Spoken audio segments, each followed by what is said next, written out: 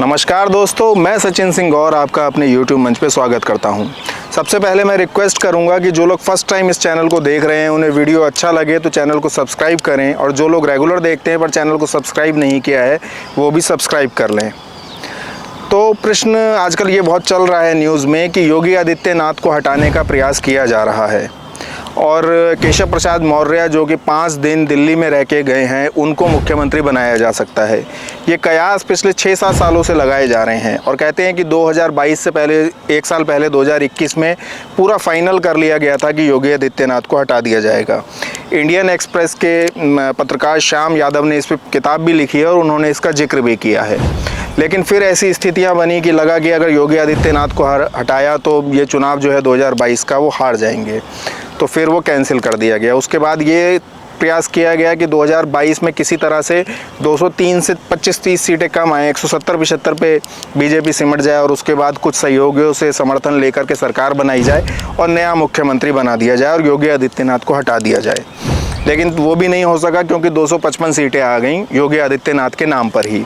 2017 में कहा जाता था कि 2017 में योगी आदित्यनाथ के नाम पर मैंडेट नहीं मिला है और मोदी जी के नाम पे मिला है, बीजेपी के नाम पर मिला है, उनको बनाया गया। लेकिन 2022 का मैंडेट पूरी तरह से योगी आदित्यनाथ के नाम पे ही था।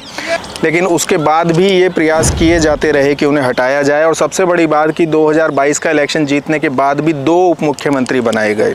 एक ब्रजेश पाठक जो कि बीएसपी से आयतित थे, बीजेपी के थे ही नहीं मूल रूप से, और केशव प्रसाद मौर्य जो कि अपना विधानसभा का इलेक्शन भी हार गए। खैर वो टाइम निकल गया और अब 2 साल बीत गए हैं, और अब जबकि बीजेपी अपनी आधी सीटें गंवा चुकी है लोकसभा की उत्तर प्रदेश में, 63 से 33 पे आ गई है, फिर इस तरह की बातें चल रही हैं, इस तरह के कयास लगाए जा रहे हैं, इस तरह के प्रयास किए जा रहे हैं। तो क्या अब ऐसा हो सकता है, ये प्रश्न उठता है। इसमें अब 2 बातें हैं कि अगर योगी आदित्यनाथ को हटा करके केशव प्रसाद मौर्य को बनाया जाए तो पहली बात तो ये कहा जा रहा है वो पिछड़े समाज के नेता हैं। तो वो पिछड़े समाज के तो छोड़िए, वो अपने मौर्य समाज के भी नेता नहीं हैं, क्योंकि मौर्य समाज में भी स्वामी प्रसाद मौर्य भी हैं और केशव देव मौर्य जो कि महान दल चलाते हैं वो भी हैं। तो 2 नेता तो 3 नेता घूम रहे हैं, तो वो कैसे कह सकते हैं कि वो उस समाज के नेता हैं। पिछड़ों की बात तो बहुत दूर की बात है।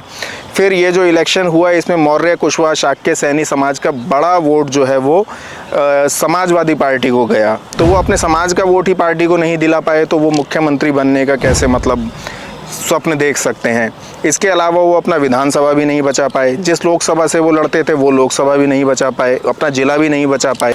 तो ऐसी स्थिति में कैसे कहा जा सकता है कि उन्हें मुख्यमंत्री बनाया जाना चाहिए, और बनाया गया तो क्या वो पार्टी को संभाल के रख पाएंगे। दूसरी बात, योगी आदित्यनाथ को हटा दिया जाए तो क्या होगा। यदि योगी आदित्यनाथ को हटा दिया तो जान लीजिए कि पार्टी 2 फाड़ हो जाएगी, मतलब 2 पार्टी बन जाएंगी, पार्टी में विद्रोह हो जाएगा, और सिर्फ उत्तर प्रदेश में ही नहीं देश में भी बड़े पैमाने पर लोग बीजेपी से विरक्त हो जाएंगे, मतलब नाराज़ हो जाएंगे। और 2027 का जो प्रदेश का विधानसभा का चुनाव होगा उसमें बीजेपी की 25 सीटें भी नहीं आएंगी और बीजेपी बुरी तरह से हार जाएगी। तो इस तरह के प्रयास जो किए जा रहे हैं वो भी तब जबकि लोकसभा में भी हार गए हैं। बहुत ही मतलब इसको बहुत ही बुरा कहा जाएगा, मतलब ये अच्छी बात नहीं है, ये पार्टी के लिए तो बिल्कुल भी अच्छी बात नहीं है।